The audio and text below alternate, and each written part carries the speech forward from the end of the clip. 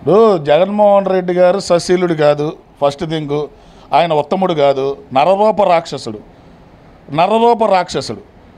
ఇప్పుడు వరం ఇచ్చిన దేవతలనే భస్మాసురుడు సంహరిద్దాం అనుకున్నప్పుడు వాడి చేతి మీద వాడికే పెట్టించారు.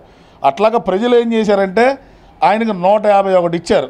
151 ఇచ్చినప్పుడు ప్రజల్ని పూర్తిగా తొక్కి పాడేశాడు. ఎక్కడ స్వేచ్ఛ అనేది లేకుండా గాలి పీల్చుకోవడం కూడా కష్టమైంది.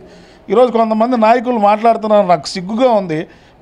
వాళ్ళకి ఏం మాట్లాడుతున్నారో ఏంటో అర్థం కావట్లేదు. ఎవరు అరెస్టులు చేశారండి? ఎంత ఘోరంగా అరెస్టులు చేసింది ఎవరండి? ఎంత ఘోరంగా కార్యకర్తలు ఎవరో ఒక ముసలావిడ పోస్టు పెడితే ఆవిడని లాక్కొచ్చి లోపల పడేసింది ఎవరండి? ఏం జరగట్లేదు. చూపించమనండి ఒకటి. ఎందుకు జరగవండి? ఎవడు తప్పు చేస్తే వాళ్ళ మీద చట్టం దాని పని తను చేసుకెళ్ళిపోతుంది. నిజంగా కక్షగా నాకు కడితే వైసీపీ వాళ్ళు ఆంధ్ర రాష్ట్రంలో ఉండగలరండి? వైసీపీ కార్యకర్త అనేవాడు తిరగలరండి?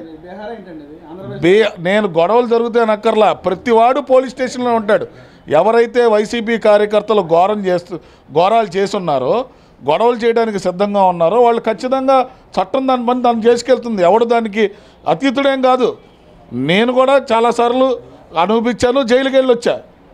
దానికి ఎవడో అతీతుడు కాదండి.